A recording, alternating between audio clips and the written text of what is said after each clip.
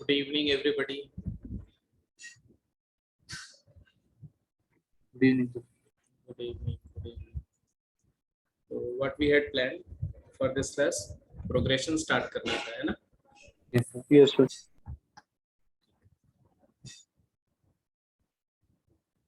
Sir वो कुछ आपने ट्रायंगल का भी शायद कुछ करा है। नहीं, वो अभी नहीं बेटा. मैंने बोला था कि पहले प्रोग्रेशन स्टार्ट कर लेंगे, फिर एक लेक्चर वीक में जो है हम लोग उसी पे देंगे, प्रॉपर्टीज ऑफ ट्रायंगल पे देंगे. ठीक. तो प्रोग्रेशन में we are beginning with the topic. Name of topic is sequence and progression. Do you have some idea about sequence? Sequence के बारे में क्या जानते हो? What do you understand about sequence? Which follows a common property. Which follow common difference, Pattern. which have common difference in between their terms. कुछ बातें आप लोग बोल रहे हो, जैसे कि कॉमन डिफरेंस की बात करी, एंड डिफरेंस, कॉमन डिफरेंस की बात नहीं, that is basically about progression की बात करो. वो भी प्रोग्रेशन में एक सर्टेन टाइप की प्रोग्रेशन की बात करो. I am talking about a very general thing which is not even progression. I am talking of sequence. Sequence का वर्ड मीनिंग क्या होता है? सीक्वेंस का Pattern. मतलब होता है पैटर्न. बिल्कुल सही. क्यों? So any pattern of number can be termed as a sequence provided its term can be obtained by some functional formula. तो अगर किसी नंबर्स का कोई पैटर्न हो जिसके टर्म, पैटर्न मतलब अरेंजमेंट ऑफ नंबर, जिसके टर्म्स को हम किसी फंक्शनल फार्मूले से रिप्रेजेंट करते हैं, उनको हम सीक्वेंस बोलते हैं. So many times you can say that there is a pattern but there is no functional formula. It can be that situation as well. तो हम डिफाइन कैसे करेंगे मैथमेटिकली? लेमैन लैंग्वेज में तो यही है कि sequence is a pattern of number. ठीक है, बट मैथमेटिकल डेफिनेशन क्या है? तो आप लिख दो सीक्वेंस क्या है, भले लिखें. Sequence is a definite pattern of number derived by a formula of natural number. When I say formula of natural number means I am talking of natural number sequence, right? अब उस formula of natural number को denote करते हैं, कुछ करली bracket an लिख दिया या tn लिख दिया, तो tn उसका टर्म का जनरल फार्मूला होगा. फॉर एग्जाम्पल अगर इसको ऐसे डिनोट कर रहा हूं tn enclosed in braces, तो what is tn? tn is the formula. जैसे अगर मैं बोलूं कि एक सीक्वेंस है 1 3 5 7 9, तो ये जो पैटर्न ऑफ नंबर है इसको हम डिनोट करेंगे, तो नोटेशन इसका क्या हो जाएगा? ये ऑड नेचुरल नंबर के सीक्वेंस है, तो इसका नोटेशन हम लिखेंगे 2n minus 1. 2n minus 1. ये जो मैंने 2n minus 1 लिखा, ये बेसिकली क्या है? ये tn. This is tn. क्यों ये tn है? तो basically what do you observe here that mathematically अगर सीक्वेंस को देखा जाए तो एक तरह से एक फंक्शन है. किसका फंक्शन है? नेचुरल नंबर का फंक्शन है. Sequence is a function of natural number. How do you say that sequence is a function of natural number? Because the first set is a natural number set. Second set can be any set of real number or complex number, and I'm talking of a function defined from natural number set to this set, और उस function को हम बोल रहे हैं fn या tn.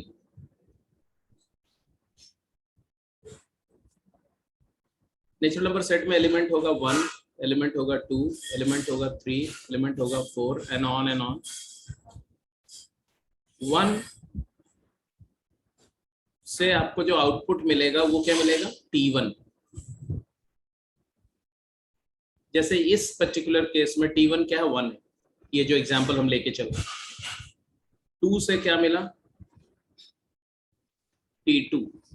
अब देखो tn हमारा यहाँ पर फंक्शन फार्मूला हमारा क्या है, हमारा फंक्शन फार्मूला है 2n माइनस 1। तो ये t2 सेकेंड क्या हो गया 3 हो गया, t3 क्या हो गया t3 इज इक्वल टू 5 हो गया। तो जो t1 है वो पैटर्न में फर्स्ट प्लेस पर होगा, t2 at the second place, t3 at the third place and so on. If you just find out these terms and arrange in the form of a pattern so that the first term is placed at first position, second at second position, third at third position, then this arrangement of numbers obtained is termed as sequence। इसी arrangement को हम sequence बोलते हैं। तो अगर आपसे कोई बोले what is sequence मैथमेटिकली तो क्या बोलेंगे? it is a function of natural number।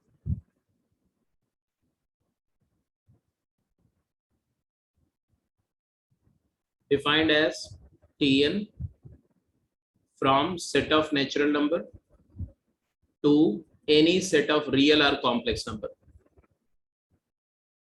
Output of 1 is called first term, output of 2 is called second term, output of 3 is called third term and so on।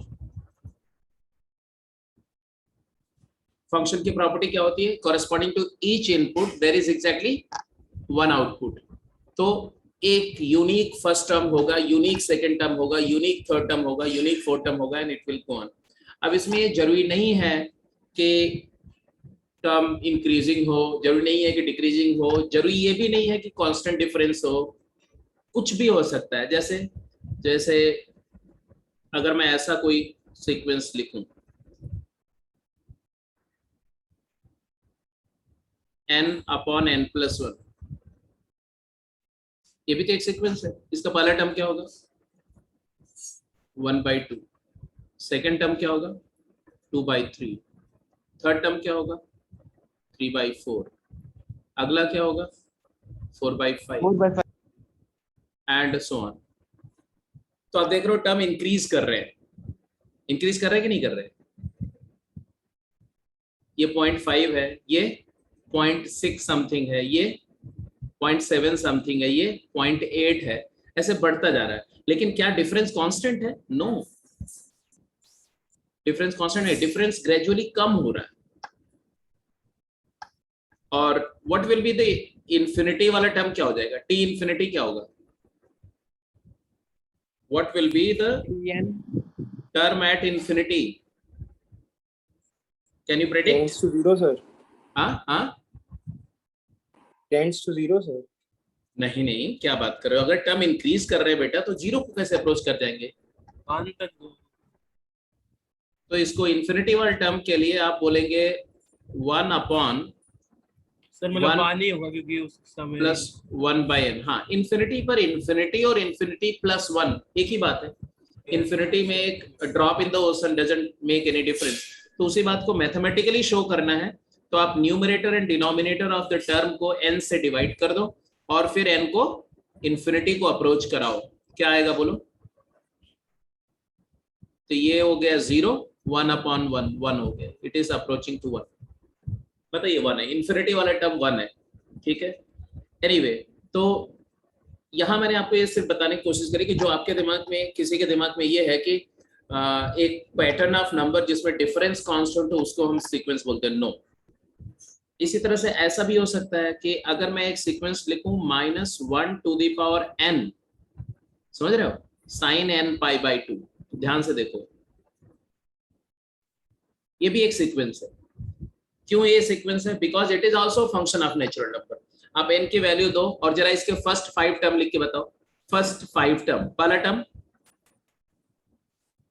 Term n को 1 put करो, -1, पहला term -1 होगा, -1 की power 1 is negative, sin π/2 is 1, -1। Second term 0, third term +1, fourth term 0, fifth term -1, अगला 0, अगला 1, अगला 0। है ना इंटरेस्टिंग? एक पीरियोडिक है, देखो पीरियोडिक है, -1 0 1 0, ये एक पैटर्न है, फिर यही पैटर्न बार बार रिपीट हो रहा है। अब क्या बोलोगे, यहाँ डिफरेंस कांस्टेंट है? नो। रेशियो कांस्टेंट है? नो।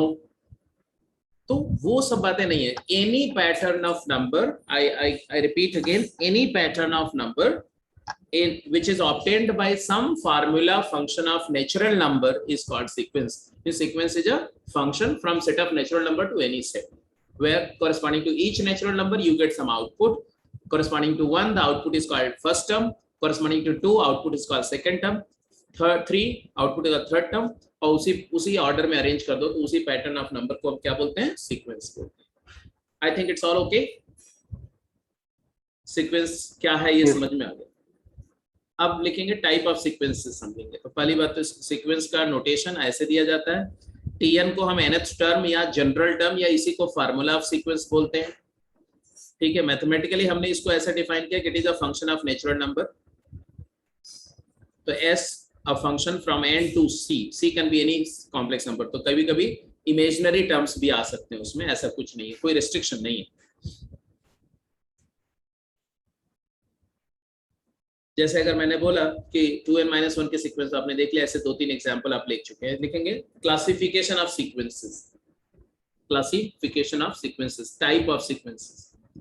अब while just studying the various kind of sequences in mathematics, you will come across 5-6 different names of the sequences। तो वो हमें समझना है क्योंकि वो बार बार आपके सामने appear होंगे while doing questions।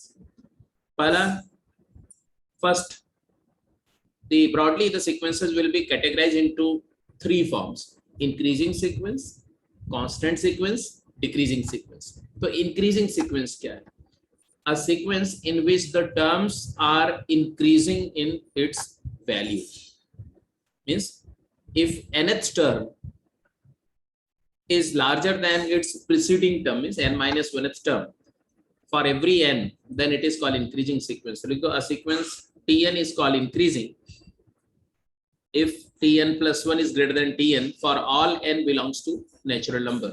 मतलब T1 T2 greater than T1, T3 larger T2, T4 larger than T3 and so on।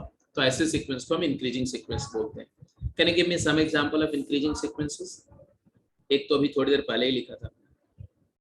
Increasing sequences के कुछ 1-2 एग्जांपल फटाफट दो। जैसे अगर मैं बोलूं n+1, हाँ, कोई भी दे सकते हो। n+1 मतलब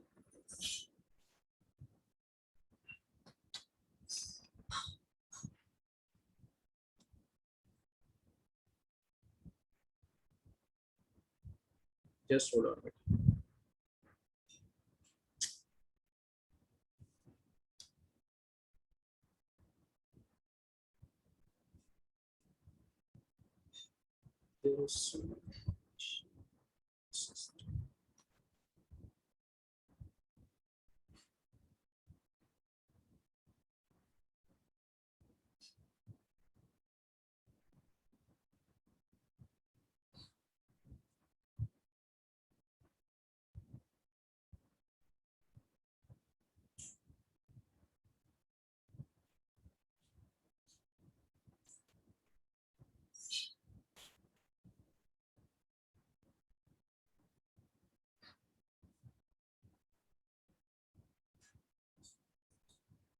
हाँ, ऐसे तमाम एग्जांपल दे सकते हैं, not necessarily Tn is equal to n, rather कोई भी एग्जांपल ले लो आप। कुछ थोड़े से डिफरेंट टाइप के एग्जांपल लो तो ज़्यादा अच्छा होगा। जैसे एक्सपोनेंशियल में भी इंक्रीजिंग, लॉग में ले सकते हो, है ना। तो जैसे अगर मैंने ऐसे बोला 2n, ये क्या है? इंक्रीजिंग सीक्वेंस है। First term 2, second is 4, 8, 16 and so on. अगर मैं बोलूं 4n-3, ये भी इंक्रीजिंग सीक्वेंस है। जैसे 1, 5, 9, 4 पे जंप करते हुए वैल्यूज मिलेंगी, 13 and so on. So these are the typical example of increasing sequences. अगर मैं बोलूं log of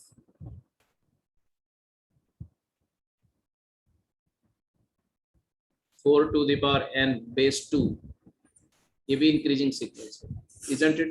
What is the first three term of this sequence? First term is 2,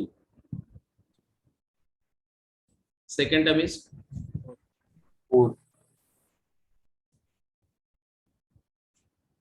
कोई भी इंक्रीजिंग फंक्शन ले सकते हैं. हाँ, सेकंड टर्म क्या हो जाएगा? 4, एक्चुअली n, इसको अगर लिखना चाहो तो ऐसे लिख सकते हो ना, दिस इज नथिंग बट, फटाफट सिंप्लीफाई कर लो ना, n log 2n हो जाएगा, 2n, 2, तो 4 आ जाएगा, 8 आ जाएगा, नहीं 6 आ जाएगा, 8 आ जाएगा, एंड सो. तो यही सीक्वेंस है.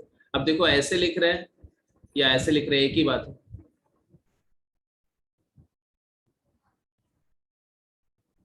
ये दोनों सेम नहीं है. First one is even number के सीक्वेंस है, नो, ये एक्सपोनेंशियल सीक्वेंस है, और ये लीनियर सीक्वेंस है. यहाँ पर देखो तो कांस्टेंट डिफरेंस है, यहाँ पर डिफरेंस कांस्टेंट नहीं, यहाँ रेशियो कांस्टेंट है. तो ये भी थोड़ा सा समझना है, ये रेशियो कांस्टेंट है. और पहले वाले में क्या, और लास्ट वाले में क्या है? यहाँ रेशियो कांस्टेंट, यहाँ पर डिफरेंस कांस्टेंट है.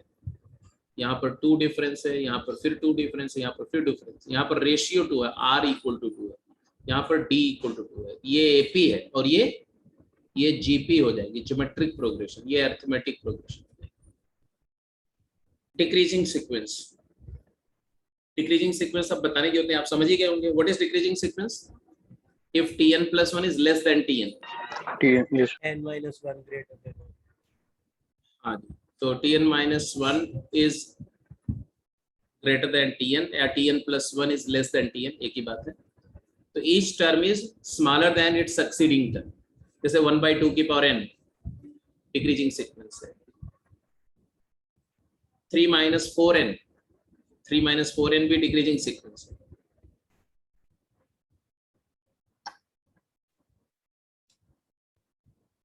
थ्री माइनस 4n, ये डिक्रीजिंग सीक्वेंस है. पहला टर्म -1, दूसरा टर्म -5, तीसरा टर्म -9, एंड सो ऑन. तो सीक्वेंस इंक्रीजिंग हो सकती है, सीक्वेंस डिक्रीजिंग हो सकती है, सीक्वेंस कांस्टेंट भी हो सकती है. Converging sequence, this is a very typical term जो आपके सीक्वेंस n की वैल्यू 0 से लेनी पड़ेगी. 1 अभी शुरू में पढ़ाया. फंक्शन ऑफ नेचुरल नंबर है तो इनपुट क्या होगा? इनपुट हमेशा नेचुरल नंबर होगा.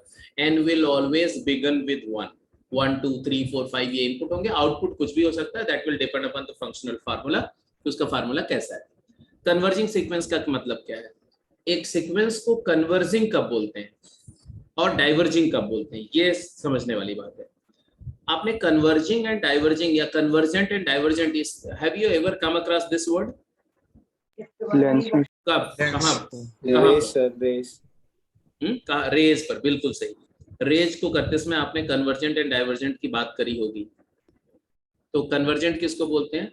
जब रेज एक्सटेंड होने पर उनके बीच का सेपरेशन नैरो डाउन हो रहा and they appear to meet somewhere ahead, तो उसको बोलते हैं कन्वर्जेंट. और वेयर एज अगर ऐसे हो, ऐसे, इनको बोलते हैं डाइवर्जेंट. फर्क सिर्फ ये है कि एक जो है वो आगे चल करके कहीं मीट करती हुई अपीयर होगी, तो ये कन्वर्जेंट हो जाएगा. Oh I got it.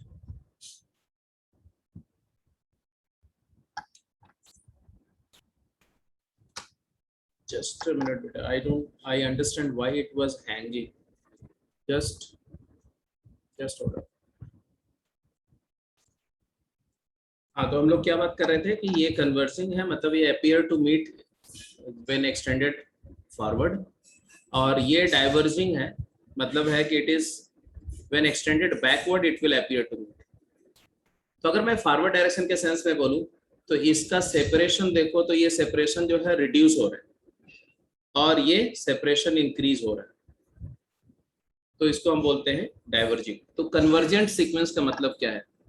A sequence is called converging sequence if and only if Tn when n approaches to infinity is a finite number. Sir एक बार ये कन्वर्जेंट डाइवर्जेंट का केस बताना.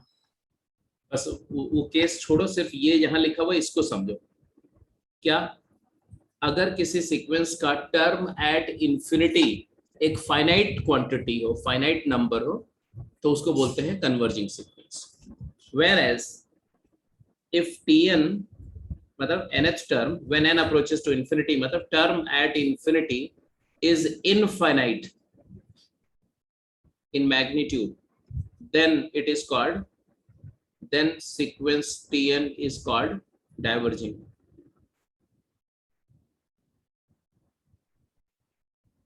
आप खुद देखो, अगर ये ऐसी रे है तो इन्फिनिटी पर इन दोनों रे के बीच का जो सेपरेशन है वो क्या हो जाएगा, दे विल मीट समवेयर, और जहां मीट करेंगे उसी को हम इन्फिनिटी मानते हैं, तो ये कन्वर्जेंट हो गया। और यहाँ पर इन्फिनिटी पर इनके बीच का सेपरेशन क्या हो जाएगा, इन्फिनाइट हो जाएगा, तो इसलिए उसको डाइवर्जिंग मानते हैं। तो आइडिया कन्वर्जेंट एंड डाइवर्जेंट का रे से ही आया है, बट मैथमेटिकली डिफाइन मैंने किया, ये आप याद रखो, ये सब भूल जाओ। क्या, अगर term at infinity is finite then it is called convergent, if term at infinity is infinity then it is called divergent. Is that clear? For example, Yes. अगर मैं बोलूं कि ये सीक्वेंस कैसी सीक्वेंस है, 2n upon n square plus 1, ये convergent है या डाइवर्जेंट है? और ये सीक्वेंस कैसी सीक्वेंस है, n प्लस 1/n, ये कन्वर्जेंट है डाइवर्जेंट? या ये सीक्वेंस कैसी है, n minus 1 over 3n plus 4? फटाफट बताओ whether they are converging sequences or diverging sequences.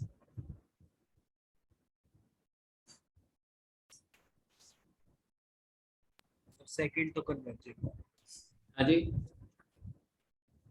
तो इसमें अगर आप t इंफिनिटी कैलकुलेट करोगे तो क्या आएगा, it is 2 divided by n plus 1/n, n tending to infinity, तो ये 0 हो जाएगा। 2 फाइनाइट बाय इंफिनिटी तो 0 हो जाएगा, फाइनाइट नंबर है तो ये कन्वर्जिंग सीक्वेंस है। कन्वर्जिंग मतलब मैं C लिखूंगा, C मतलब कन्वर्जेंट वाला हो गया। दूसरा, n अगर इंफिनिटी को अप्रोच करेगा तो this will go to 0 and this will go to infinity. No, क्या बोल रहे हैं यार, t infinity in the second case, Mr. Saket, will be n plus 1 over n where n approaches to infinity.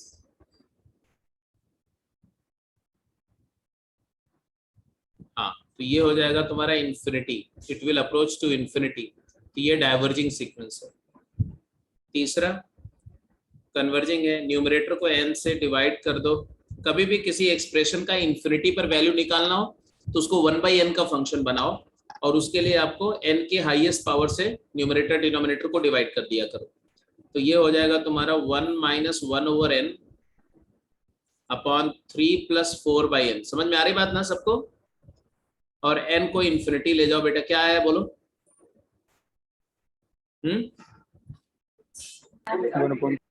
1/3, 1/3 finite number है Yes, sir. Obviously, तो ये एक ऐसी सीक्वेंस है, कन्वर्जिंग सीक्वेंस है। तो ये देखो, दूसरा का छोड़ के बाकी सब कन्वर्जिंग आ रहे हैं। लास्ट वाला t इंफिनिटी क्या आएगा इसमें, n स्क्वायर से डिवाइड कर दो न्यूमरेटर को डिनोमिनेटर को,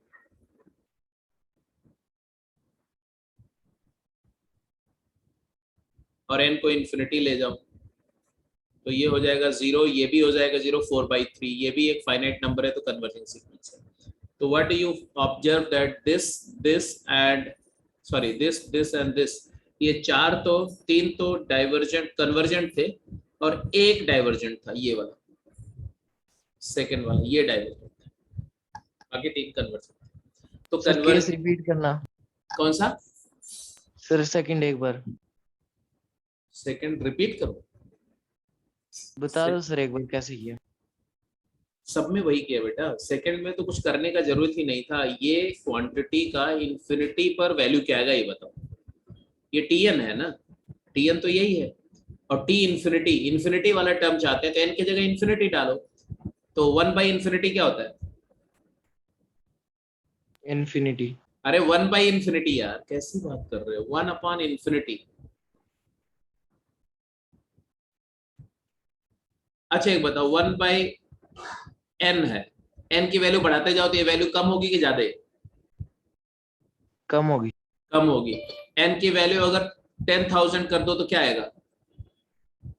0.000 अप्रोक्सीमेट 0। अप्रोक्सीमेट 0। जबकि अभी n की वैल्यू मैंने 10,000 करा है, बट n की वैल्यू अगर आप 10 की पावर 10,000 कर दो तो ये डेसिमल के बाद 10,000 जीरो के बाद 1, तो definitely n is very very large, then it is very very close to 0। अब n अगर इन्फिनिटी हो गया, इन्फिनिटी से बड़ा तो कुछ नहीं होता है, तो 1/∞, what is reciprocal of infinity? 0। तो ये चीज 0 हो जाएगा, तो ये वाला टर्म 0 हो गया, ये वाला, बट ये वाला तो इन्फिनिटी को चला गया ना, तो इन्फिनिटी प्लस 0 इन्फिनिटी, तो इन्फिनिटी वाला टर्म इसका फाइनाइट नंबर नहीं है, तो डाइवर्जेंट हो गया। Okay sir. अभी क्लियर है कि नहीं, ये बताओ। Yes sir. तो कन्वर्जेंट डाइवर्जेंट की बात समझ में आ गई। जैसे ये सीरीज 1/2, 1/4, 1/8, 1/16 क्या है? तो ऑब्वियस सी बात है कि जब n को बढ़ाते जाएंगे तो इन्फिनिटी वाला टर्म 1/2 की पावर इन्फिनिटी, अब 2 raise to the power infinity खुद इन्फिनिटी होगा और इन्फिनिटी का रेसिप्रोकल 0 होता है, तो ये भी कन्वर्जेंस। तो कन्वर्जिंग एंड डाइवर्जिंग भी समझ में आ गया। सर हम And- n की पावर से बिना डिवाइड करे अगर चेक करते हैं सर, फिर डाइवर्जिंग आ रहा है सर, उसका क्या रीजन है? किसका आ रहा है बताओ? सर जैसे n-1 और 3n प्लस 4 ही बोलो। करेंगे सर। हाँ, कैसे कर रहे हो चेक बताओ। सर ऊपर वाली टर्म इन्फिनिटी, हाँ, और नीचे वाली भी इन्फिनिटी। नीचे वाली भी इन्फिनिटी सर। अब इन्फिनिटी बाय इन्फिनिटी तो इनडिटर्मिनेट होता है, यस सर। इसकी वैल्यू को इन्फिनिटी तुमने कैसे बोल दिया? इसकी वैल्यू इसकी वैल्यू इंडिटर्मिनेट है, इंडिटर्मिनेट है, इन्फिनिटी अपॉन इन्फिनिटी कुछ भी हो सकता है, तो अब इसकी वैल्यू को लाने के लिए आपको वो काम करना पड़ेगा, क्या? n की सबसे ग्रेटेस्ट पावर सर। या दूसरा तरीका और भी है, ऐसा नहीं है कुछ बातें, ये तो आप ये मेथड अलजेब्राइक मैनिपुलेशन ये तो बाद में इंसान ने सीखा, पहले तो यही किया होगा ना। जैसे इसमें n की वैल्यू दो, पहला टर्म क्या आएगा? 0। दूसरा टर्म क्या है? 2 minus 1 divided by 7, sorry 10। Yes sir. तीसरा टर्म क्या आएगा? 3 minus 1 2, 2.9 13। 13 है, 2/13। Yes sir. 2/13। तीसरा टर्म क्या रहा है? सर नहीं, चौथा टर्म, हाँ, तो 3/16 सर, 3/16। तो ये वैल्यूज को अगर देख रहे हैं तो ग्रेजुअली देखो, 1/10 और 2/13 कौन बड़ा है? ये 2/20 है और ये 2/13 है, डिनोमिनेटर इसका छोटा है, ये बड़ा है, मतलब है कि बड़े हो रहे हैं ना, ये इससे बड़ा है और ये इससे बड़ा है, ये इससे बड़ा है, यही समझ में आ रहा है? Yes sir. अगला टर्म देखेंगे तो क्या आ जाएगा? 5 4 19 5/19 5/19। अरे n की वैल्यू 5 डालेंगे तो अच्छा 4 सर 4 यस सर 4/19। ठीक है, तो हो क्या रहा है कि न्यूमरेटर भी अरिथमेटिकली चेंज हो रहा है और डिनोमिनेटर भी अरिथमेटिकली चेंज हो रहा है, लेकिन फर्क क्या है कि न्यूमरेटर 1 से चेंज हो रहा है जबकि डिनोमिनेटर 3 के जंप लेकर के चेंज हो रहा है। Yes sir. बट दोनों लीनियर है, तो दो लीनियर एक्सप्रेशन का रेशियो कुछ फाइनाइट नंबर ही आएगा क्योंकि दोनों इन्फिनिटी एक ही साथ पहुंचेंगे। यस जैसे अगर मैं बोलूं n और n² तो ये पहले इन्फिनिटी होगा, n²। यस। ठीक है, लेकिन अगर मैं n और 2n लिखूं तो ये दोनों एक साथ इन्फिनिटी का अप्रोच करेंगे। ऐसा नहीं हो सकता कि ये फाइनाइट रहे और ये इन्फिनिटी हो जाए, इट इज नेवर पॉसिबल। ये सर आपने बताया था कि डबल रेट से इंक्रीज करेगा। हाँ, एग्जैक्टली। तो इन दोनों का रेट ऑफ अप्रोच जो है कंपेरेबल है, इसलिए इसको हम 1/n का फंक्शन बना करके इवैल्यूएट करते हैं। यस। सर हम इसमें पुट कैसे करेंगे सर ये इक्वेशन में? क्या सर इन्फिनिटी निकालने के लिए कैसे पुट करेंगे? इन्फिनिटी निकालने के लिए कैसे पुट करेंगे? मैं समझा नहीं बेटा तुम्हारी बात। सर ये कन्वर्जेंट और डाइवर्जेंट निकालने के लिए सर ये पुट नहीं करेंगे सर इक्वेशन में, वो कैसे करेंगे? अरे भाई वही तो मैं बता रहा हूँ यार, इतनी देर से तुम सुन नहीं रहे हो, अपने सवाल तुम पूछ रहे हो, मैं जो पूछ रहा हूँ, मैं जो बता रहा हूँ उसको सुना तुमने? मैंने क्या बताया? मैंने क्या बताया, कैसे मैंने ये चारों में निकाला, ये बताओ तुम।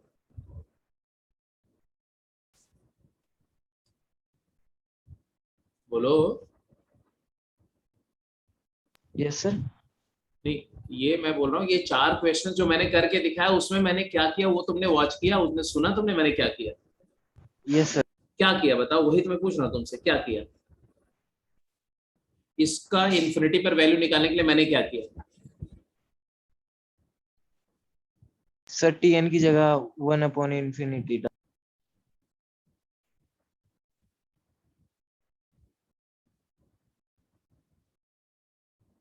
पहली बात तो खुश, सुन रहे हो मैं क्या बोल रहा हूँ? Yes sir. जब जब कोई चीज बताई जाए तो पूरा ध्यान वहां रहना चाहिए। मैंने क्या किया, मैंने पहले इसको 1/, क्योंकि n अगर इंफिनिटी को अप्रोच करता है तो 1/n 0 को अप्रोच करता है, समझ रहे हो ये बात को कि नहीं? Yes sir. डिनोमिनेटर इंफिनिटी को जाएगा तो वैल्यू 0 को जाएगी, ये बात समझ में आ रही है? Yes sir. Provided numerator constant हो, ठीक है। इसका मतलब है कि किसी भी एक्सप्रेशन का इंफिनिटी पे वैल्यू निकालना हो तो उसको 1/n का फंक्शन बनाना चाहिए, 1/n के टर्म में ले जाना चाहिए। उसके लिए क्या करते हैं, तो ये जो एक्सप्रेशन है इसके न्यूमरेटर और डिनोमिनेटर दोनों को n की हाईएस्ट पावर से डिवाइड करो। डिवाइड बोथ, लिख दो कहीं पर, both numerator and denominator by highest power term of variable. Variable कुछ भी हो सकता है, n x जो भी हो। अब यहाँ टू न्यूमरेटर और डिनोमिनेटर में n की हाईएस्ट पावर का टर्म क्या है? n square. n square. तो n स्क्वायर से ऊपर नीचे डिवाइड कर दो, क्या आएगा न्यूमरेटर में? 2/n आया। सर डिनोमिनेटर में क्या आया? अरे n स्क्वायर से डिवाइड कर बाबा, 1 plus plus 1/n square. 1/n square. अब इस एक्सप्रेशन में n को इंफिनिटी अप्रोच कराओ, अगर n को बहुत बड़ा करोगे तो ये क्वांटिटी क्या हो जाएगी? 0। Yes sir. और ये सर ये भी 0। ये भी 0। और डिनोमिनेटर में क्या हो गया? 1। 1। और 0/1 क्या होता है? 1। अरे नालायक, 0/1 0/1 क्या होता है?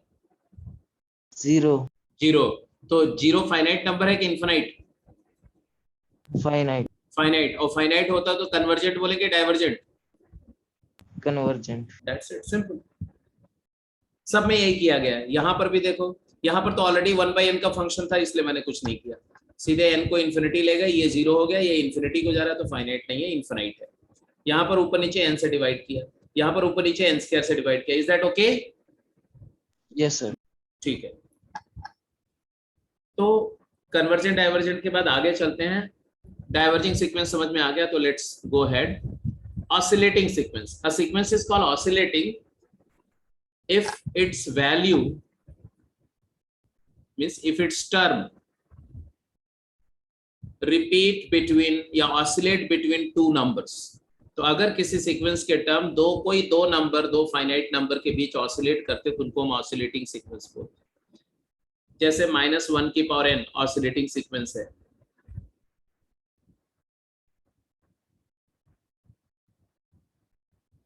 कि नहीं? जैसे अगर मैं ऐसा बोलूं -1/2 की पावर n, एक सेकंड, ये इसको बोलो, ये सीक्वेंस भी ऑसिलेटिंग सीक्वेंस है। कैसे? What is the first term? -12। What is second term?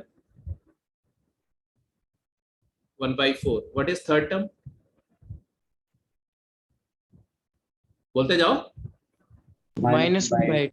-1/8। Fourth term? 1/16। So It is oscillating sequence or not?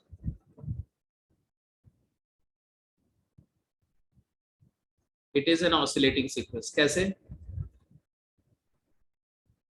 Because अगर इसके टर्म को प्लॉट करो ना आपको समझ में आ जाता है. ये नंबर लाइन है और इस नंबर लाइन पर मैं इसके टर्म को प्लॉट कर रहा हूं. 1 2 3 4 5. पहला टर्म है -½ दूसरा टर्म है -1 -½ मान लो यहाँ ले ले -½ थोड़ा स्केल बड़ा करके ले रहा हूँ. दूसरा टर्म है 1/4. तीसरा टर्म है -1/8. चौथा टर्म है 1/16. पांचवा टर्म है -1/32. तो they are going to become very small. तो can I say that there is a number 1, there is a number -1 और इसके जितने भी टर्म है इन दोनों नंबर के बीच में ऑसिलेट कर रहे हैं कि नहीं कर रहे हैं? Yes sir. ऐसे. तो इसको ऑसिलेटिंग मतलब रिपीटिंग नहीं बोलो. ऑसिलेटिंग मतलब रिपीटिंग नहीं. ऑसिलेटिंग मतलब just taking random values but between two finite numbers. ठीक है. अब जो सीक्वेंस रिपीटिंग होती है, जैसे साकेत ने अभी एक एग्जांपल दिया sin n π/2. यस, ये भी ऑसिलेटिंग है बट ये ऑसिलेटिंग से भी थोड़ा एक स्टेप आगे की चीज है. ये पीरियोडिक सीक्वेंस है. sin n π/2 का पहला टर्म क्या हो जाएगा? 1. दूसरा हो जाएगा 0. तीसरा हो जाएगा -1. चौथा हो जाएगा 0. पांचवा हो जाएगा 1. फिर 0. फिर -1. फिर 0. तो ये एक सर्टेन नंबर ऑफ टर्म के बाद इसके टर्म रिपीट कर रहे हैं. तो ये इनको बोलते हैं पीरियोडिक सीक्वेंस. है ये भी ऑसिलेटिंग. पीरियोडिक सीक्वेंस है, ये भी ऑसिलेटिंग है. तो कुछ समझ में आया? फर्क समझ में आ रहा है कि नहीं? All periodic sequences are oscillating, but all oscillating sequences are not periodic. Yes. हाँ, ये भी oscillating है, ये भी oscillating है, ये भी oscillating है, but इसमें फर्स्ट वाले पीरियोडिक है, सेकंड वाले नॉन पीरियोडिक है. अपीरियोडिक बोलते हैं इसको, अपीरियोडिक. और ये वाले ये पीरियोडिक है. तो ये जो दो हैं ये पीरियोडिक है और बीच वाला ऑसिलेटिंग बट नॉन पीरियोडिक है. ये भी समझ में आ गई बात? sin x ऑसिलेटिंग हाँ, sin x oscillating. sin n की बात करो ना. sin n, हाँ, sin ऑफ n. तुम बताओ क्या होगा?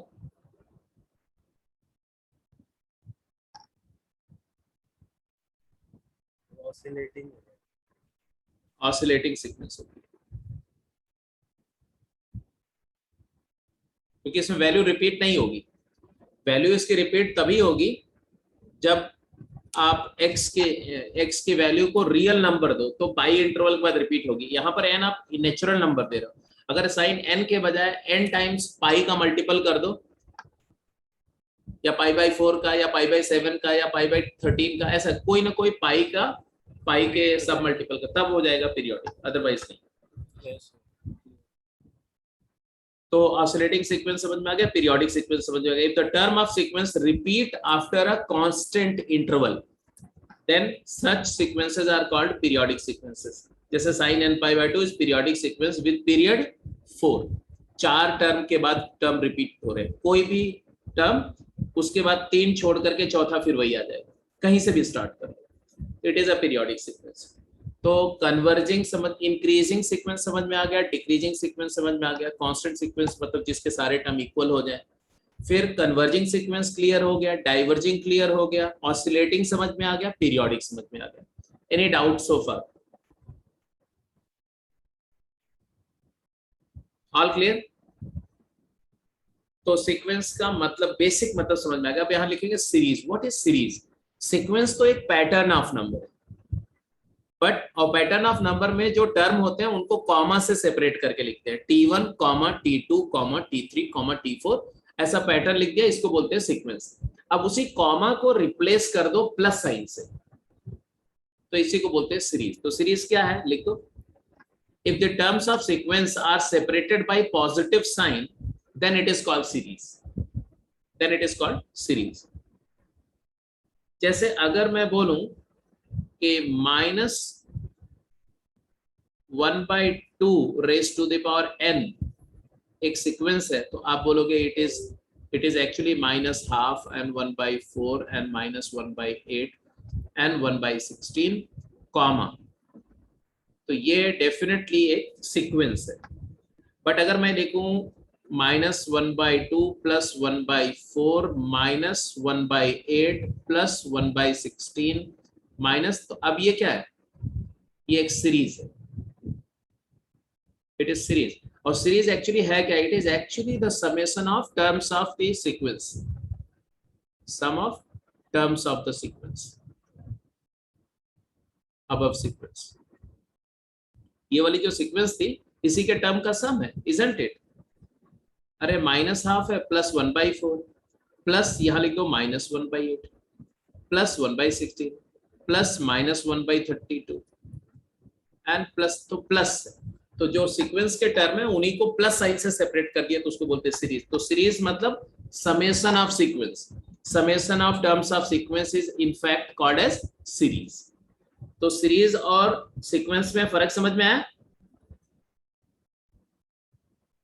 Yes sir. a plus d, a plus 2d, ये क्या है? सीक्वेंस। ये एक अरिथमेटिक सीक्वेंस है, अरिथमेटिक सीक्वेंस है।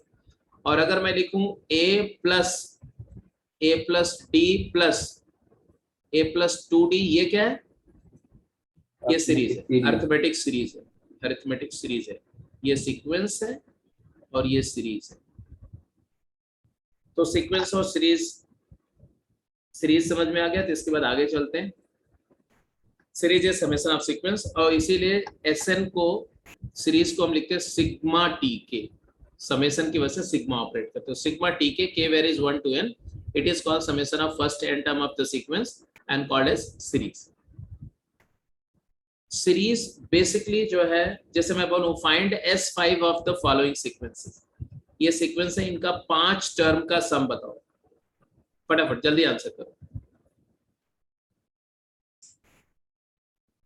इन दोनों सीक्वेंसेस का फर्स्ट 5 टर्म का सम बोलो, क्विक जल्दी से बताओ। आप पहले फर्स्ट 5 टर्म लिखो और उनको ऐड करो, तो आपको क्या मिल रहा है? S5 क्या आएगा पहले सीक्वेंस के लिए? तो पहला टर्म क्या आएगा? -3 -5।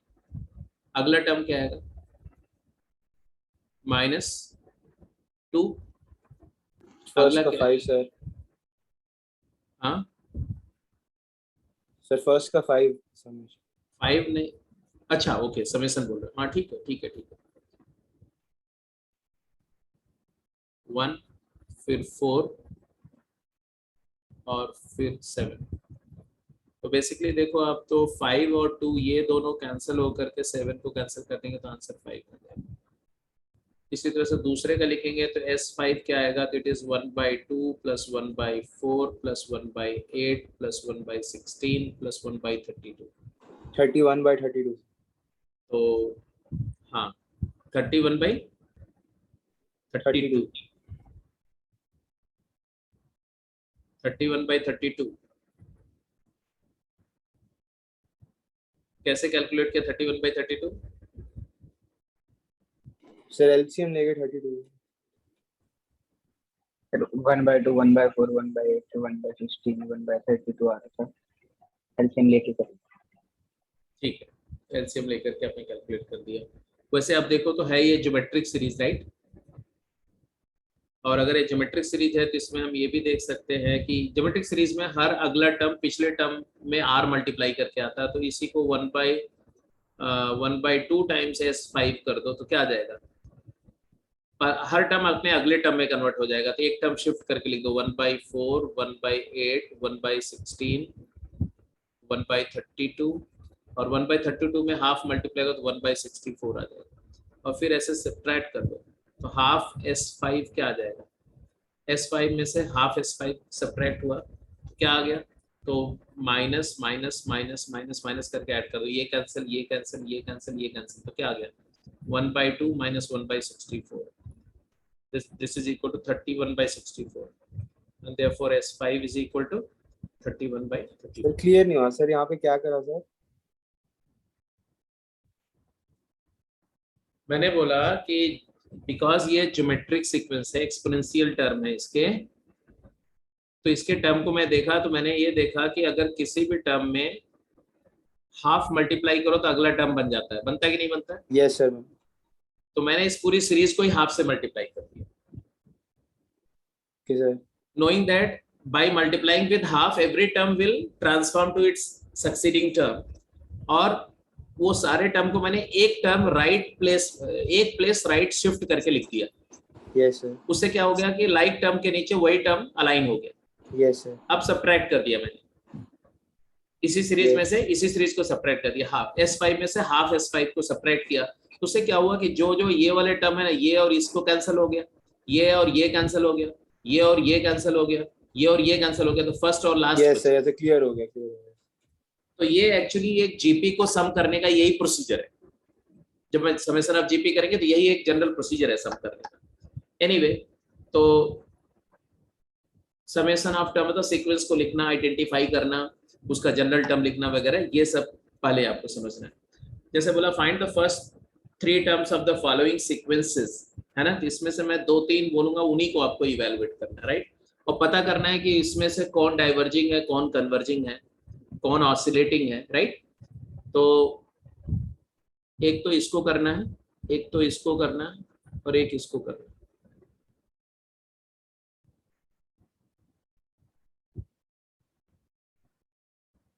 इसको भी करो, चलो फटाफट जल्दी बोलो।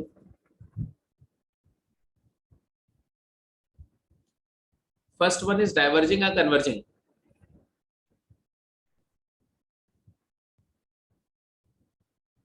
पहली वाली डाइवर्जिंग है कि कन्वर्जिंग? कन्वर्जिंग, क्योंकि नीचे हायर डिग्री का पॉलिनोमियल है तो ऑब्वियसली इसका 0 आ जाएगा इन्फिनिटी पर, है ना, तो ये कन्वर्जिंग सीक्वेंस है। पहला टर्म क्या आएगा? 1/2 1, दूसरा 4/5, तीसरा 6/10, 6/10, 6/10 मतलब 3/5, चौथा 8/17, पांचवा 10/26, 10/26 5/13, 5/13 एंड सो ऑन। एक बात तो कंफर्म हो गई कि ये सीक्वेंस जो है, ये तो सीक्वेंस आ गया। आप इसका S3 निकालना, वो निकाल लोगे, that's not a big deal. ये कन्वर्जिंग है कि डाइवर्जिंग, तो ये समझ में आ गया कन्वर्जिंग है। कैसे समझ में आया? बिकॉज इसके टर्म डिक्रीज हो रहे, इंक्रीज तो नहीं हो रहे।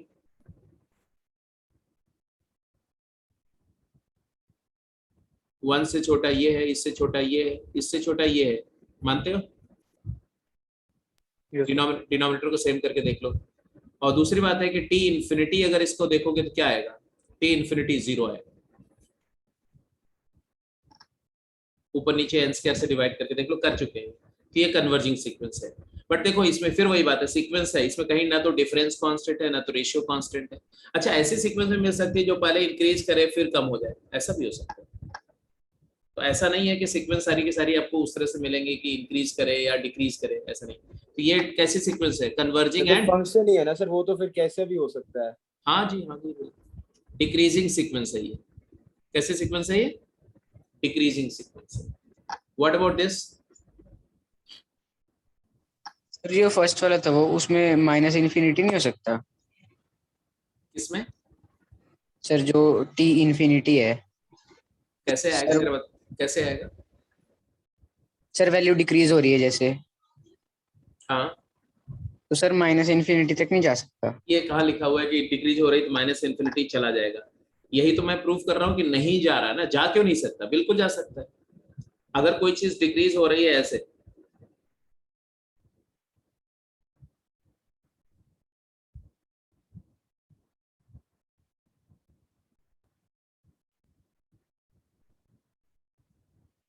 वैल्यू डिक्रीज हो रही है, लेकिन अगर कोई चीज ऐसे डिक्रीज हो रही है ऐसे, तब तो माइनस इन्फिनिटी जा सकता है।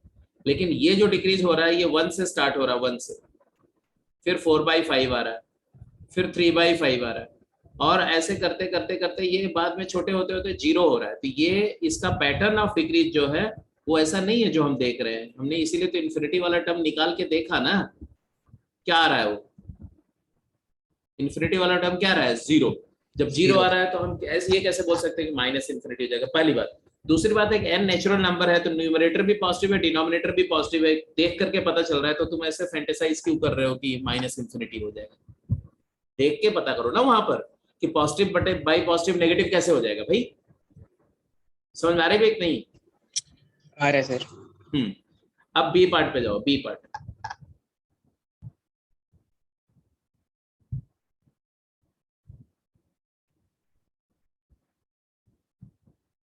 बी पार्ट का आंसर क्या है? पहले तो कुछ एक टर्म लिखो, फर्स्ट 5 टर्म लिखो। तो पहला टर्म है 1/2 या 0? दूसरा टर्म क्या है? 1/4 1/4। 3/16 तीसरा टर्म क्या? अब देखो यहाँ टर्म बड़ा हुआ है ना। अगर ये टर्म को आप प्लॉट करो, ये वाले अभी जो कर रहे हैं इसको प्लॉट करो, तो पहला टर्म तो 0 था बट दूसरा टर्म इंक्रीज कर गया, किया कि नहीं किया? तीसरा फिर छोटा हो जाएगा सर। हाँ जी, हाँ जी। ये 0 हो गया, फिर 1/4 हो गया ऐसे। फिर अगला क्या हो जाएगा? अगला बोलो। 3/16 3/16 नहीं, n की वैल्यू 3 डालोगे यार। 1/4 ही आएगी। 1/4 ही हो जाएगा। सॉरी हाँ, 1/4 ही फिर 1/4। This is interesting right. Yes, ये 1/4 आ गया। अगला क्या हो जाएगा? 3/16 3/16 हो गया। मतलब है 1/8 अगला। हाँ, अगला 1/8 n की वैल्यू 4 डाला ना हमने। 5 डालनी है सर। 5 डालेंगे। अच्छा, 1/32 आएगा। हाँ, पहले ये आ गया, फिर ये 1/4 आया था, फिर 3/16। 3/16 जो है वो 1/4 से बड़ा है कि छोटा? छोटा सर, वो 4/16 आ जाएगा करके। बिल्कुल सही। और उसके बाद वाला क्या है? 1/8 1/8 मतलब 2/16 और छोटा होगा राइट। यस। अब छोटा हो रहा है राइट, अब छोटा हो रहा है। और इन्फिनिटी पे क्या आएगा? This is very interesting. Infinity पर क्या आएगा? n-1/2 की पावर n। n अगर इन्फिनिटी को जाएगा तो क्या आएगा? तो देखो न्यूमरेटर Zero. बड़ा हो रहा है, न्यूमरेटर भी बड़ा हो रहा है और डिनोमिनेटर भी बड़ा हो रहा है, लेकिन न्यूमरेटर लीनियरली बड़ा हो रहा है ना।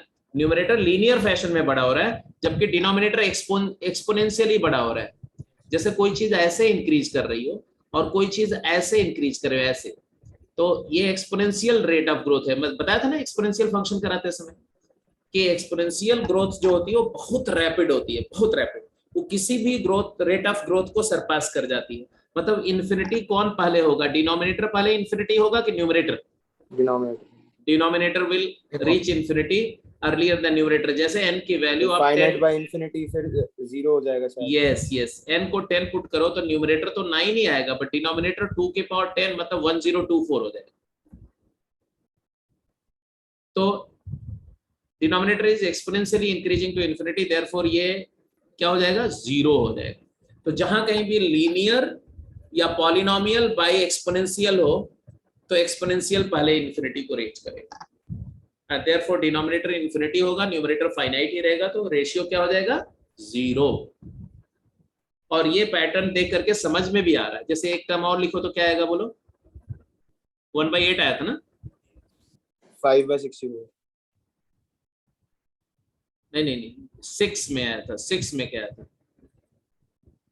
5/64 5/64 और 7 में आ जाएगा 6/128। यस। तो यहाँ पर अपने आप आपको समझ में आ रहा है कि न्यूमरेटर का रेट ऑफ अप्रोच जो है, जैसे ये 2/16 था मान लो, तो अब देखो 1 3 2 5 6, तो ये तो ग्रेजुअली इंक्रीज कर रहा है, बट डिनोमिनेटर एक्सपोनेंशियली इंक्रीज कर रहा है। तो denominator will reduce the expression very rapidly और अल्टीमेटली ये 0 का अप्रोच करेगा। तो ये कैसी सीक्वेंस आई? डिक्रीजिंग नो, इंक्रीजिंग नो, क्योंकि यहाँ पर ऐसे इंक्रीज किया और फिर डिक्रीज कर रहा है, तो ये तो ना तो इंक्रीजिंग बोली जाएगी ना तो डिक्रीजिंग बोली जाएगी, ऑसिलेटिंग। बट ऑसिलेटिंग सर दो फाइनाइट नंबर्स के बीच में ही होगा सर। हाँ, तो ऑसिलेटिंग बोल सकते हो, बिल्कुल बोल सकते हो। 1/4 और 0 और क्या? कन्वर्जिंग भी है। कन्वर्जिंग 1/4 और 0 के बीच में कराओ। कन्वर्जिंग सीक्वेंस होना चाहिए। एनीवे थोड़ा थोड़ा आप आइडेंटिफाई करने लगे। चलो ये ई पार्ट का आंसर बताओ, डी और ई। ई पार्ट हाँ तो -1 है सर, और कंपेयर तो कर नहीं सकते क्या नेगेटिव। ई तो -1 है। हाँ नहीं ई -1 है, D D E D D sir. Iota वाला डी। हाँ डी क्या बताया तुमने? सम तो -1। अच्छा फर्स्ट 3 टर्म का सम, ओके राइट। पहला टर्म आयोटा, दूसरा टर्म -1, तीसरा टर्म माइनस आयोटा, चौथा 1, पांचवा अब फिर यही रिपीट होगा, आयोटा -1 माइनस आयोटा 1। ये तो कॉम्प्लेक्स पीरियोडिक आ गया। सर अब तो it's a periodic sequence. And last first term 1, second term 0, third term -9, -9, well done. Fourth term 0, fifth term 25, six term 0, है ना। इंटरेस्टिंग है भी। yes sir। Positive 0, negative 0, positive 0। और ये एक्चुअली देखो तो रेजोनेटिंग सीक्वेंस है, अजीब टाइप की सीक्वेंस है ये। इसके टर्म्स को देखो तो टर्म्स का मैग्नीट्यूड बढ़ता जा रहा है। पहले एक टर्म 1 आया, फिर 0 आया, this is 1, then it is 0, then it is -9, and then it is 0, and then it is +25। तो इसका जो पाथ है उसको अगर देखो ऐसे,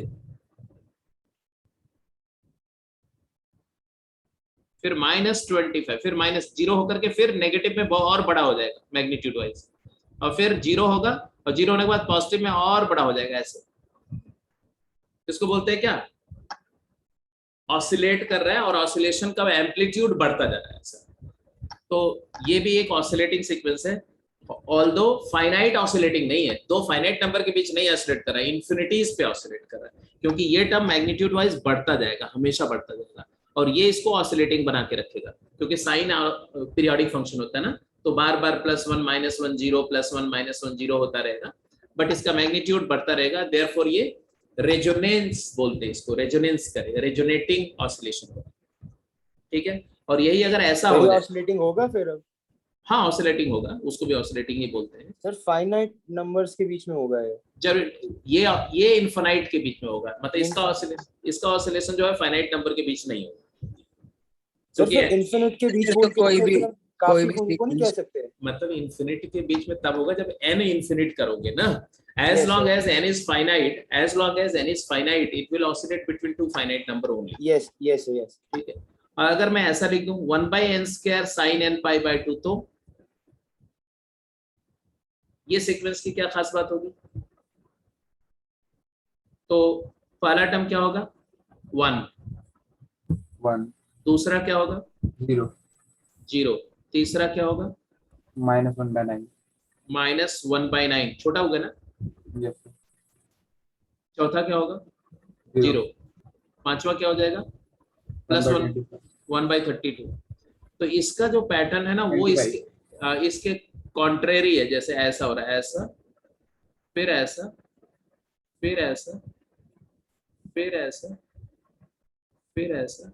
समझ रहे हो कैसा है? एम्पलीट्यूड कम हो रहा है। इसको बोलते हैं डैम्प्ड ऑसिलेशन, डैम्प्ड ऑसिलेटिंग।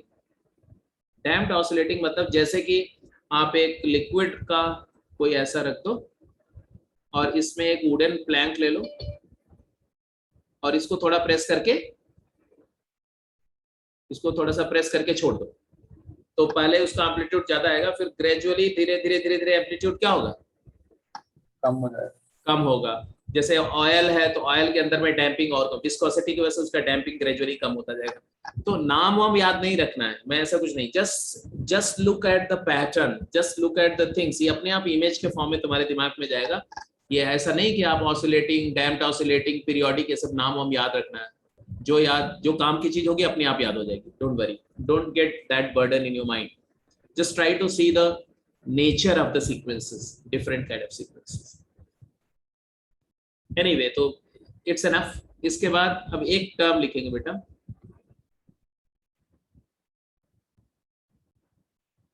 हाँ जी, एक छोटा सा डेफिनेशन लिखेंगे यहीं पर,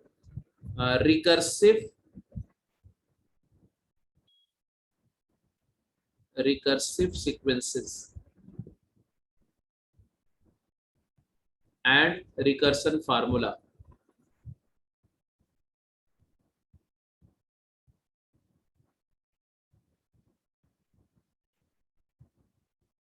कई बार सीक्वेंसेस थोड़ी डिफरेंट तरीके से डिफाइन होती हैं। जैसे अगर मैं ऐसा बोलूं,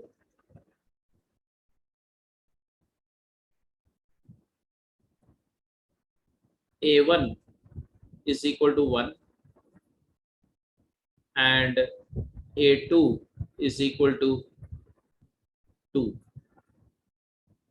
and AN plus 2 is equal to AN plus 1 plus AN,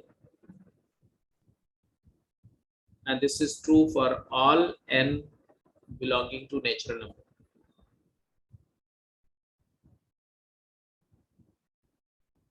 तो ये जो रिलेशन है, मतलब यहां लिखो any relation relating consecutive terms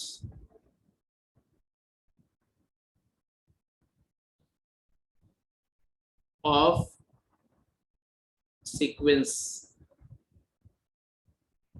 is called recursive relation या recursion formula। तो अगर कोई इक्वेशन है जो किसी सीक्वेंस के 2 टर्म को या 3 टर्म को या 4 टर्म को रिलेट करता है, तो ऐसे रिलेशन को हम रिकर्सिव फार्मूला बोलते हैं, provided the terms of sequence can be derived from it। जैसे if this is given to you, can you derive this sequence? Can you find the terms of this sequence? I'm talking of the sequence AN, ये AN sequence है हमारी। yes, तो मैं बोलूंगा yes, पहला term क्या होगा 1, दूसरा टर्म हो गया 2, तीसरा क्या होगा, तो ये रिलेशन क्या बता रहा है कि any term is the summation of its 2 preceding term. इस सीक्वेंस का कोई भी टर्म उस दूसरे टर्म के ऑनवर्ड, ठीक है ना। This is true for n greater than equal to 0 1 1 1 1। तो जो n की वैल्यू 3 दोगे तो n3 क्या होगा, 3, तो 3 हो जाएगा। और n4 क्या होगा, a4 क्या होगा, 5। तो पिछले वाले 2 को ऐड कर दो, 5 आ जाएगा। अगला अगला तो क्या, वो सीक्वेंस नहीं होता सर, कोई बाय नाम भूल गया सर मैं, क्या कहते हैं, Fibonacci फैबोना, यस सर, यस। Fibonacci।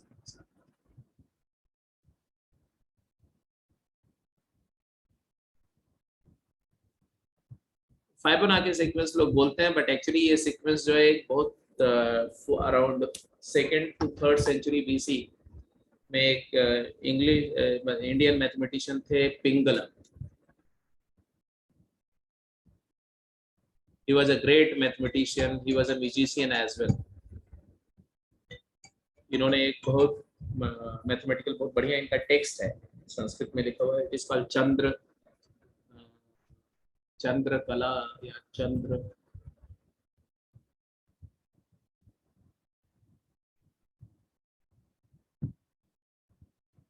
चंद्रहासा या चंद्रकला करके, वहां पर उन्होंने म्यूजिकल वर्सेस को डिफाइन करने के लिए ये सब बताया हुआ है।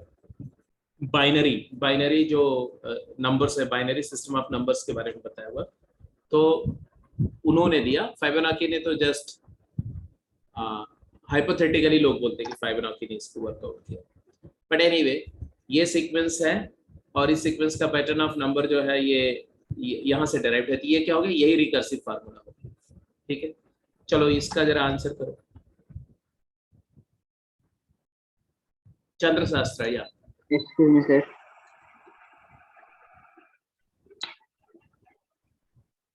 सर हाँ बोलो। सर वो एक बार दोबारा समझाइए सर, अच्छे से समझ नहीं आया। कौन सा? सर ये रिकर्सिव फॉर्मूला। अभी समझ में आ जाएगा। उसको तुमने नोट कर लिया था कि नहीं? कर लिया सर, नोट कर लिया था, तभी आगे उसके एग्जाम्पल कुछ और आएंगे तो अपने आप समझ में आएगा। डोंट वरी, जस्ट वेट करो। ओके। बोला गया है, जैसे इसमें बोला गया write down the first 5 terms of the sequence, S5 ये सब तो कर लेंगे, इसमें तो कोई बड़ी बात नहीं है, कर लेंगे ना। यस जैसे इसकी बात करोगे तो इसके तो सारे टर्म ही 0 आएंगे, n sin n पाई 0 होता है, तो 0 0 ये कांस्टेंट सीक्वेंस आएगी। जबकि ये वाली सीक्वेंस क्या आएगी, चलो इसमें सबका S5 कैलकुलेट करके दिखाओ।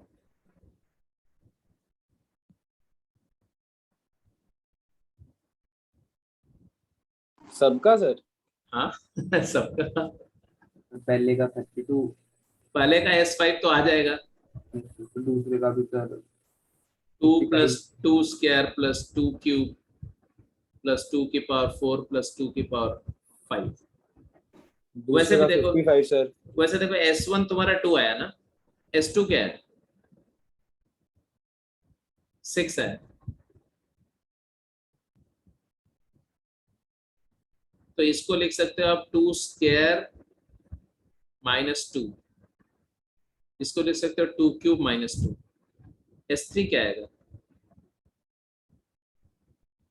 8 + 4 12 + 2 14, 2 पावर 4 -2। एक पैटर्न मिल गया। तो SN लिखना है, क्या लिखेंगे, 2 की पावर n + 1 n + 1 -2। n + 1 -1 1 2 की पावर 1 -2 2 2 तो बहुत बारी ऐसा होगा कि आप एक पैटर्न ऑब्जर्व करके और पैटर्न से समेशन को प्रेडिक्ट कर दोगे। पैटर्न से TN तो प्रेडिक्ट होता है, तो NH टर्म हमेशा पैटर्न से प्रेडिक्ट होगा। समेशन भी पैटर्न से प्रेडिक्ट किया सकता है, बट नॉट ऑलवेज। समेशन के लिए हमें फॉर्मुलेट करना पड़ता है, डिजाइन करना पड़ता है उसका फार्मूला। तो पैटर्न को ऑब्जर्व करना और पैटर्न को फॉर्मुलेट करना, ये इस टॉपिक का बहुत मेजर वर्क है। तो वो धीरे धीरे आदत डालो उसके लिए। जैसे अब सेकंड वाला कैसे करेंगे, फिर वैल्यू तो 55 है। A1 क्या है, पहला टर्म क्या आएगा, पहला टर्म 1। दूसरा 5, वेरी गुड, तीसरा 14, हाँ 14, 3 into 4 into तीसरा टर्म ले रहे हैं हम लोग 7 डिवाइडेड बाय 6, यही आएगा 14। चौथा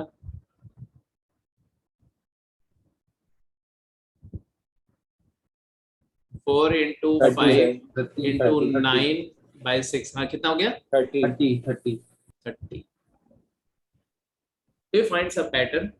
पहला टर्म 1 है, सर वो स्क्वायर्स ऐड हो रहे हैं शायद। ये 1 है, ये 1, ये इसको 1 स्क्वायर लिख दो, इसको 1 स्क्वायर + 2 स्क्वायर, ये क्या है 1 स्क्वायर + 2 स्क्वायर + 3 स्क्वायर, है कि नहीं।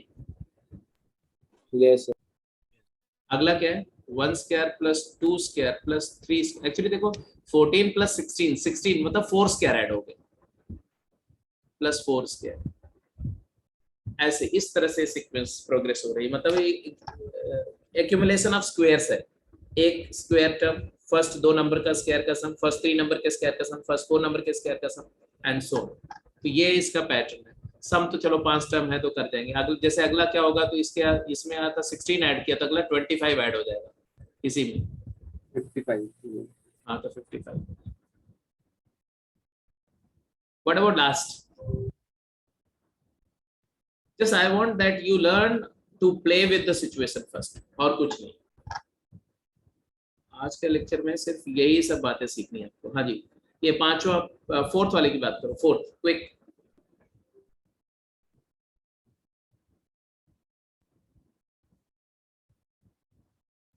अब फोर्थ जो है तुम्हारा बेटा an जो है वो है तुम्हारा log ऑफ 1 + 1 / n बटे, हाँ एग्जैक्टली n+1 अपॉन n हो गया है ना।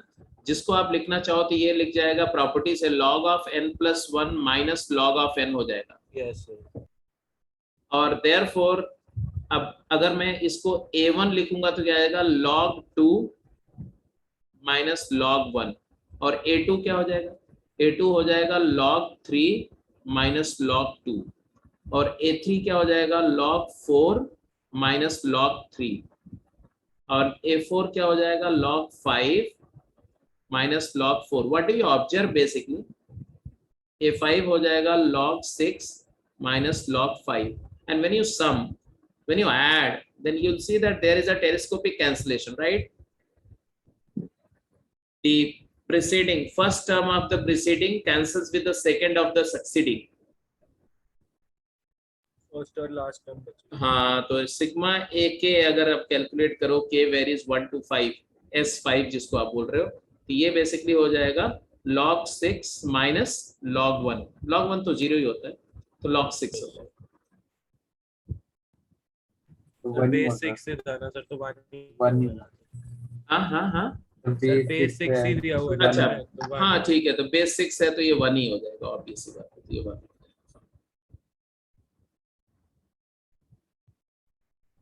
एक लास्ट क्वेश्चन करो और खत्म करो आज का ये। तो सैटरडे से हम लोग properly progression AP arithmetic progression करेंगे। अब जैसे मैंने बोला ये दो टर्म है, रिकर्सिव फॉर्मेट में डिफाइंड है, ठीक है, रिकर्सिव फार्मूला दिया हुआ है। आपको इस सीक्वेंस के 5 टर्म लिखने। अब देखो, जो जिसने बोला था, कुछ तुमने बोला था कि कैसे रिकर्सिव फार्मूला कैसे होता है। नहीं सर, मैं नहीं बोला था। किसी भी सीक्वेंस के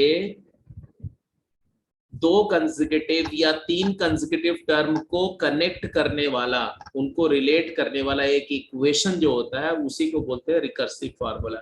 मतलब कोई 2 कंसेक्यूटिव टर्म an और an-1 में रिलेशन आ जाए, या an-1 an-2 में रिलेशन आ जाए, या an+1 an+2 में रिलेशन आ जाए। ऐसा कोई भी रिलेशन जो 2 या 2 से ज्यादा कंसेक्यूटिव टर्म को रिलेट करता हो, उसको बोलते हैं रिकर्सर। रिकर्स मतलब क्या होता है, ट्रेस करना। कर्सिव मतलब होता है मूव करना। रिकर्सिव मतलब है कि वो एक ही फार्मूले से बार बार कनेक्ट करेंगे। जैसे 1 2 3 में रिलेशन है, तो 1 और 2 दिया हुआ तो तीसरा मिल गया, अब तीसरा मिल गया तो 2 और 3 मिल गया तो चौथा मिल गया, 3 और 4 मिल गया तो पांचवा मिल गया। तो ये 2 के टर्म, 2 की हेल्प से तीसरा कैलकुलेट कर दे रहा है, या 1 की हेल्प से अगला कैलकुलेट कर दे रहा है। तो ऐसे रिलेशन को रिकर्सिव फार्मूला बोलते हैं। अब बात समझ में आई कि नहीं? Yes sir. तो ये एक रिकर्सिव फार्मूला है। अब इस फार्मूले को हम यूज करेंगे इस सीरीज को कैलकुलेट करने में। तो क्या करेंगे, इसमें n की वैल्यू डालो। ये फार्मूला ये बताता है कि a2 क्या होगा, तो n = 2 डालो, तो a2 होगा बेटा a1 प्लस cos, n को 2 डालो, cos पाई। अब cos पाई क्या होता है, -1 और a1 क्या दिया हुआ है, 1 1, तो 1 प्लस -1 क्या हो गया, 0। तो a2 0 आ गया। क्लियर हुआ? अब a3 क्या होगा, a3 क्या होगा, तो इसी रिलेशन में n को 3 डालो, a3 हो जाएगा a2 प्लस cos 3π/2। बोलो हाँ या ना? Yes sir. कहां से आ रहा है, इसी रिलेशन में। ये जो मैंने हाईलाइट किया, इसी रिलेशन में n की वैल्यू नेचुरल नंबर डाल रहे हैं। a3 के लिए n को 3 डाला मैंने, n को 3 डाला तो 3 और 2 के बीच का रिलेशन बताया। a3 = a2 plus cos 3π/2। What is cos 3π/2? Odd multiple π/2 का cos 0 होता है, तो ये a2 ही आ गया। a2 मतलब 0 आ गया। तो अब जरा ये इस सीक्वेंस को लिखते जाओ। पहला टर्म क्या था, 1 था, दूसरा क्या आया, 0 आया, 0, तीसरा फिर से 0 आ गया, है ना। अब जरा चौथा निकालो, चौथा A4, अब 1 आएगा सर। इसी में n को 4 डालो, इसी में n को 4 डालो तो A4 is equal to A3 plus cos 4 pi by 2 मतलब 2 पाई। cos 2 पाई क्या होता है 1, 1 A3 क्या था 0, 0 प्लस 1 क्या आ गया 1, तो ये अगला 1 आ गया। A5 क्या आएगा A5, A4 n को 5 डालो, A4 1 plus cos 5 pi by 2, ये फिर से आ गया 1। इंटरेस्टिंग। अगला क्या आ गया A6 क्या आएगा, जरा ये लास्ट बताओ। 0 आ जाएगा A5 प्लस cos 3 पाई। A5 तुम्हारा 1 आया था, माइनस ये देखो 0 आ गया। तो it is very random, interesting है। एक 1 आया, फिर 2 0 आया, फिर 2 1 आया, फिर इसके बाद 0 आएगा, 0 आएगा, हो सकता है 2 0 आ जाए। पीरियोडिक है सर 1 0 0 में। पीरियोडिक तो नहीं होगा, पीरियोडिक होगा क्या? तो ये सर आगे तक वही चलता है क्योंकि सर कॉस तो वही सेम ही रहेगी और Cos, फिर लेकिन ये वाला टर्म तो पीरियोडिक इसको होने कैसे देगा? सर हो जाएगा सर। सर क्योंकि वो कॉस पे डिपेंडेंट है सर। जब 1 आएगा सर तो उसके नेक्स्ट में -1 आ जाएगा कॉस, तो फिर तो 0 हो जाएगा सर। A7 क्या आएगा? सर 0 आएगा, A7 0 आएगा। A8 क्या आएगा? 1 आएगा सर। A8 1 आएगा।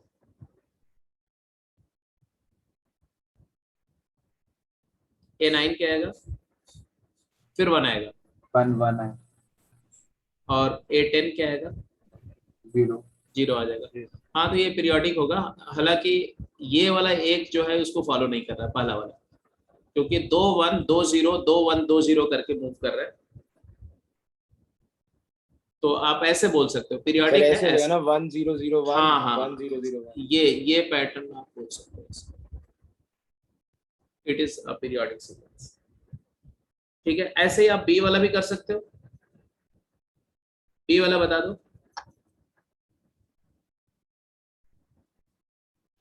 पहला टर्म 1 है, दूसरा 2 है, ये तो दिया हुआ है। तीसरे के लिए यहां से करेंगे।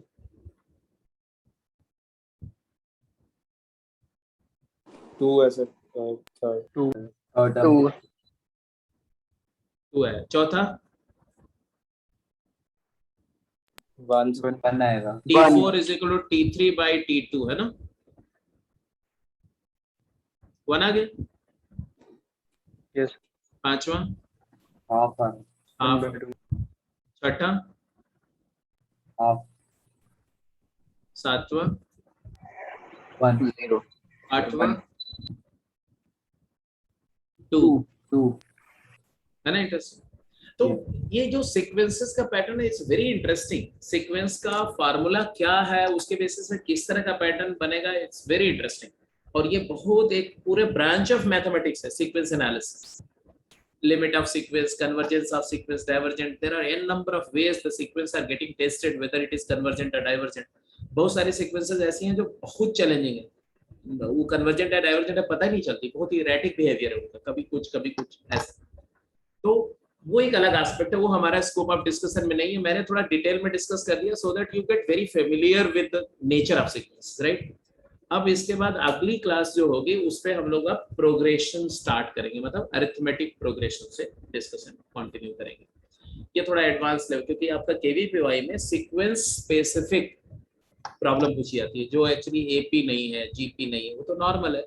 ऐसे ही रिकर्सिव रिलेशन बना करके सीक्वेंसेस का, इसलिए मैंने थोड़ा सा आपको फेमिलियर करने के लिए डिस्कस कर दिया डिटेल में। तो आज की क्लास को यहीं पे क्लोज कर रहे हैं। हाँ कल सवेरे आप लोग, एक्सक्यूज मी सर। हाँ बोलो। सर मैं पूछना चाह रहा था कि सर ऐसे तो सर कोई भी सर सीक्वेंस है वो सारी ऑसिलेटिंग हो जाएगी सर, -∞ to ∞